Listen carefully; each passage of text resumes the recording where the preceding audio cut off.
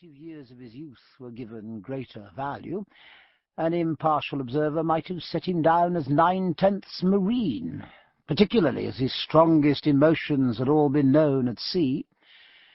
To be sure, love and an encounter with the law at its most unjust had marked him deeply by land, but these feelings, powerful though they were, couldn't equal those he'd known as a sailor in number or intensity. Quite apart from the extreme perils of storm and shipwreck natural to his calling, he had fought in more great fleet battles and in more single-ship actions than most officers of his time. He had boarded many and many an enemy, and it was at these times that he felt most wholly alive. Ordinarily he wasn't at all aggressive. A cheerful, sanguine, friendly, good-natured creature, severe only in the event of bad seamanship. But when he was on a Frenchman's deck, sword in hand, he felt a wild and savage joy, a fullness of being like no other. And he remembered every detail of blows given or received, every detail of the whole engagement, with the most vivid clarity. In this he was quite unlike his friend Maturin, who disliked violence, and who took no pleasure in any battle whatsoever.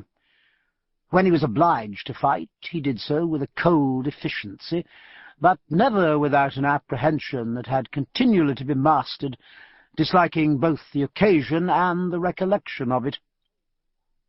Martin, the surgeon's mate, was no berserker either, perhaps in part because he was a clergyman, though unbeneficed, and for this occasion unreverend too, since he'd left his cloth behind for the voyage, the immensely long voyage, perhaps a circumnavigation, sailing as Maturin's assistant, but quite certainly because he could feel no anger, no fighting anger, until he'd been seriously attacked, and not a very great deal even then, only a wild, indignant sense of defence.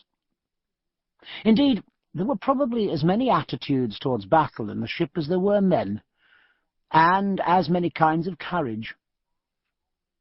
Yet, though the variation might run from awkward Davis's dark, lethal, subhuman fury to Barrett Bonden's simple delight in the excitement, the immense excitement, there was nobody aboard the Surprise who could possibly have been called shy.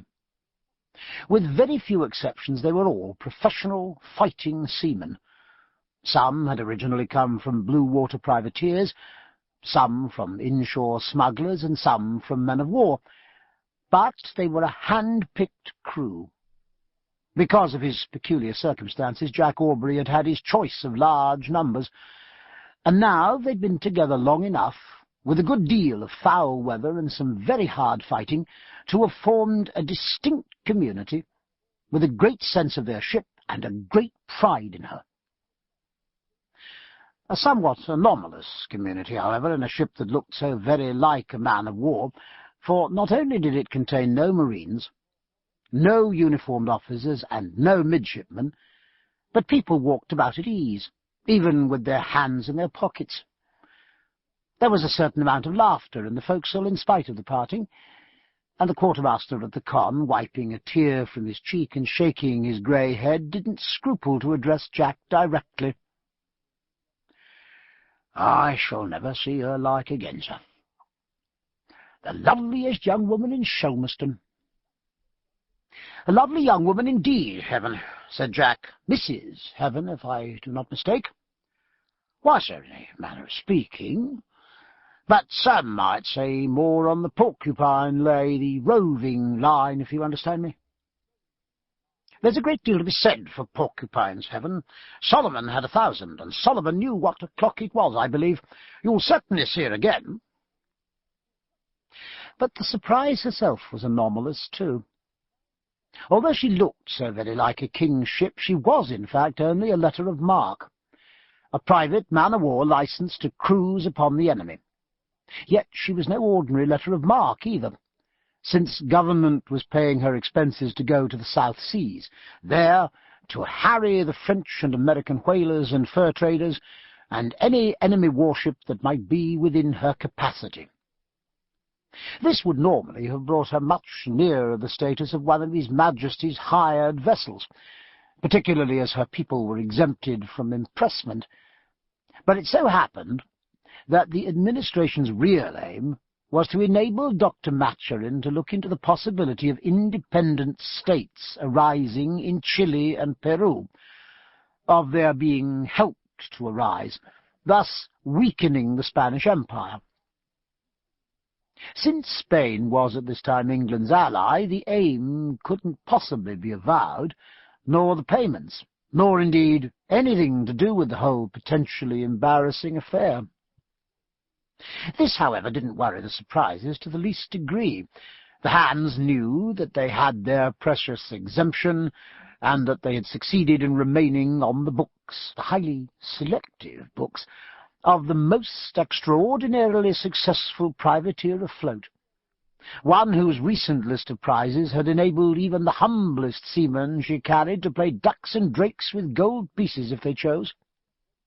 Several of them, and several of their shipmates, had so chosen throughout the unexpectedly long period of refitting before the South American voyage, and they were now paupers once more, though very cheerful paupers, since what had happened before might very well happen again, was almost certain to happen again, and even a short cruise, let alone one into the South Sea, might bring Captain Aubrey back with so many prizes at his tail that the port of Shelmerston would be choked for the second time. Yet rather more of them, particularly the 2- and 2.5 share hands, had listened to their captain's advice. Captain Aubrey was remarkably good at giving financial advice. He cried up thrift, caution, small returns. The Navy 5% were the very utmost limit of what he would approve, perpetual vigilance, and strict economy. It was known throughout the maritime world that, although Lucky Jack Aubrey had quite certainly earned his nickname at sea, making at least 3 fortunes before the last astonishing stroke, he had also been spectacularly unfortunate by land. At certain periods he'd been extravagant, maintaining a racing stable and cutting a figure at Brooks. At others he'd been credulous, believing in projectors and their schemes, and generally speaking disaster had attended upon his undertakings. It was therefore perfectly clear to an objective eye that no one had less right to give advice.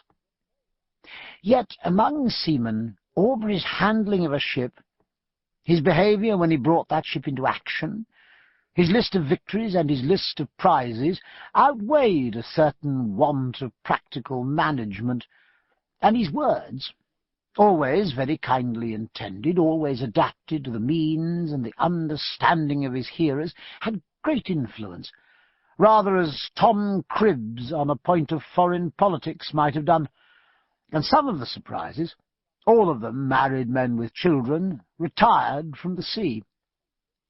But none, except a sailmaker's mate who was married to the daughter and sole heiress of a carrier, had retired very far, and the 7 new inns or alehouses called the Aubrey Arms, and with those arms, as your 3 sheep's heads erased proper on their signposts, now scattered about the country, were all within easy reach of the Strand, and, it must be admitted, of the publicans, smuggling brothers, uncles, cousins, nephews, and even, God preserve us, grandchildren. Yet the prudent and uxorious amounted to so small a proportion of the frigate's people that even when they were added to the paupers they hardly took away from the second anomaly, which was that the Surprise was also a ship largely filled with men who were sailing away under no compulsion on the part of authority, poverty, or want of employment, men who had considerable sums at home, and who were setting out on this prodigious voyage for something more, something less definite than gain, and more important. With such a multiplicity of characters, the more was necessarily somewhat shapeless,